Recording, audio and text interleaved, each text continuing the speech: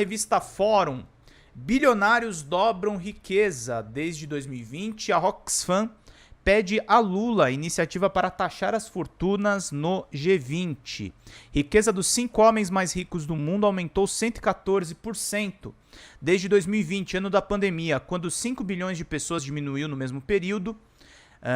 Quando a de 5 bilhões de pessoas diminuiu no mesmo período. No Brasil, 4 dos 5 bilionários aumentaram em 51% a sua riqueza, 129 milhões ficaram mais pobres. Vamos entender aqui.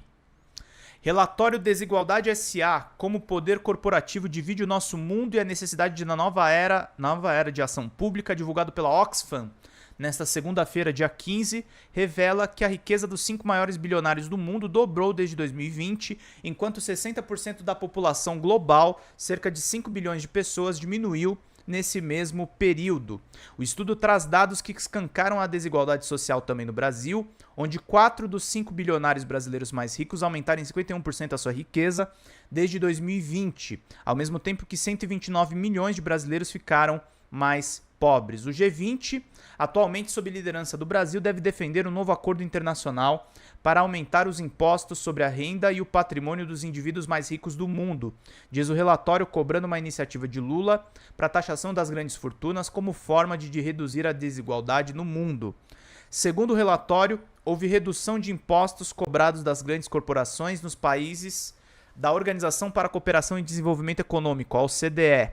A Oxfam ainda cita o Brasil como exemplo de país que não cobra impostos dos lucros transferidos para acionistas das grandes empresas. Vamos lá, gente. Faltam R$12 de superchats. Vamos fechar, vai. A redução dos impostos cobrados de empresas ocorreu juntamente com uma tributação muito baixa dos tipos de rendimento que eles pagam aos seus acionistas. Nos países da OCDE, a alíquota marginal máxima marginal média sobre os dividendos diminuiu muito, desde 1980 de 61% para 42%, e em alguns países, como o Brasil, eles simplesmente não são tributados. Além disso, a renda recebida com a venda de ações das empresas é tributada, em média, apenas 18% em 123 países, muito abaixo das alíquotas mais elevadas aplicadas à renda do trabalho, cerca de 31% das maiores economias do mundo, diz esse estudo, que está aqui embaixo, o infográfico dele. No Brasil, em média, o rendimento das pessoas brancas é 70% superior à das pessoas pretas. Fosso da desigualdade. O estudo ainda revela a concentração do sistema financeiro, com os mais ricos controlando as ações negociadas em bolsas de valores, em uma clara demonstração do fosso da desigualdade social. Nos Estados Unidos, um dos poucos países sobre os quais existem dados regulares acerca da distribuição de ações, o 0,1% mais rico representa 22,2% das ações que tem famílias como os donos, e 1% mais rico possui 53,8%, enquanto 50% dos mais pobres têm apenas 0,6%. Um novo estudo realizado em 24 países da OCDE concluiu que 10% das famílias mais ricas possuem 85% do total dos ativos de capital, incluindo ações de empresas, fundos fiduciários e outros negócios, enquanto os 40% mais pobres possuem apenas 4%. O relatório mostra a realidade da África do Sul e no Brasil e diz que a concentração de renda acaba com o ambiente democrático nos países.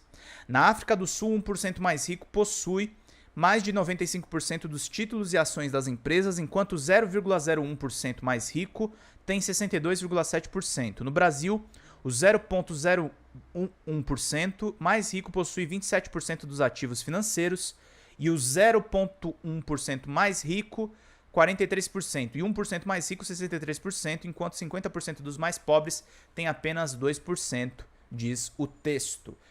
A organização revela ainda que a desigualdade social e o racismo caminham lado a lado. Segundo o estudo, nos Estados Unidos, o patrimônio de uma família negra comum equivale a apenas 15,8% ao de uma família branca comum. No Brasil, em média, o rendimento dos brancos é 70% superior à renda das pessoas negras. Relatório diz ainda que o lobby empresarial tem sido associado a restrições políticas sobre a sindicalização, a oposição ao combate do trabalho forçado, a luta contra os aumentos de salário mínimo e os retrocessos nas leis sobre o trabalho infantil, as reformas que prejudicam os direitos trabalhistas e aos esforços para enfraquecer regras que protegem a saúde e a segurança dos trabalhadores. Por exemplo, os lobistas de empresas da União Europeia teriam procurado aumentar o acesso ao mercado de pesticidas no Brasil, apesar dos riscos conhecidos para os trabalhadores agrícolas.